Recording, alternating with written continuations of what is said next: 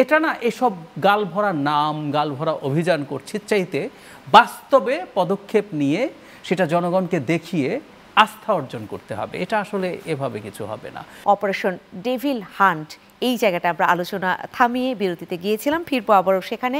Operation devil হান্টের কথা তুলেছিলেন। বলছিলাম ধরুন, তার মানে এই নামটা নিয়ে আমার আপত্তি আছে। সেটা হলো এই কারণে যে আমরা এটা দিয়ে মানুষকে ডিহিউম্যানাইজ করি। কেউ যদি অপরাধী হয়, আওয়ামী লীগ হলেও শেখ হাসিনা হলেও, শেখ হাসিনা একজন বর্বর মানুষ, ওনার মতো বর্বর মানুষ খুব কম আছে, একজন মানুষ, ডেভিল নন। এই ডিহিউম্যানাইজ করার প্রবলেম আছে, আমি সেদিকে যাচ্ছি না। কিন্তু তার মানে আপনি শয়তান যাদেরকে বলছেন, এই শয়তান ছিল এবং এদেরকে আপনি এতদিন ধরেন নাই। হঠাৎ করে শোরগোল হলো বলে আপনি এবার মানে সারা শব্দ করে আয়োজন করে ব্যান্ড পার্টি নিয়ে আপনি নেমে গেলেন, এবার ডেভিল হান্ট করবেন।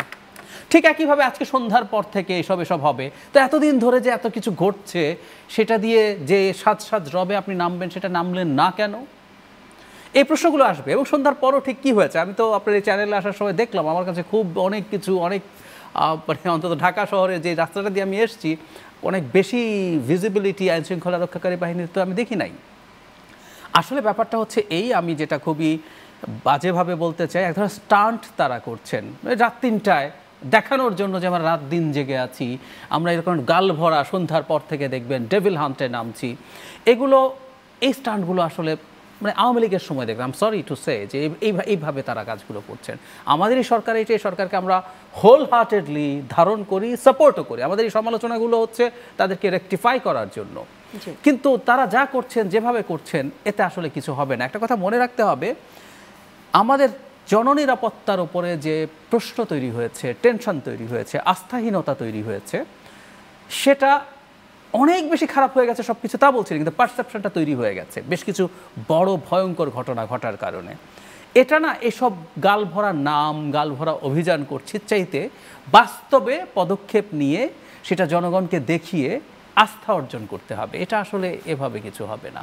এবং এই চর্চাগুলো কোনোভাবেই সঠিক নেই। এবং সরকারের দিক থেকেও আমরা দেখতে চাই যে তারা সিরিয়াস। একটা উদাহরণ দিই, আমাদের অনেকেই জানি না, স্বরাষ্ট্র উপদেষ্টা মানে এই মন্ত্রণালয় কত বড় চ্যালেঞ্জিং মন্ত্রণালয়। বাংলাদেশের এই সরকারের সবচেয়ে চ্যালেঞ্জিং মন্ত্রণালয় দুটো, একটা হচ্ছে অর্থনীতির অবস্থা খুবই খারাপ ছিল, অর্থ বাণিজ্য এগুলো, আর হচ্ছে আইন শৃঙ্খলা, কারণ পুলিশই ছিল না, সব পুলিশ পালিয়ে গেছে, এটা তো চিন্তাও করা যায় না। এটাই বলতে যাচ্ছি। এখন উনি এটা একা সামলানো দূরের কথা, ওনার তো একজন বিশেষ সহকারী এখন এসছে, আগে আর ছিলেন না প্রতিমন্ত্রী পদমর্যাদায়, তাদের এফিসিয়েন্সি বা ওইসব নিয়ে প্রশ্ন আছে।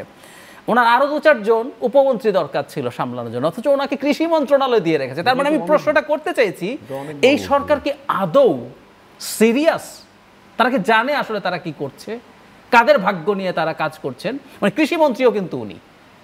মানে একই সাথে আসলে যদি বলা যেতে পারে যে গুরুত্বপূর্ণ একাধিক মন্ত্রণালয়ের দায়িত্ব কতটা পালন করা সম্ভব এবং কতটা তারা পালন করতে আমরা দেখছি।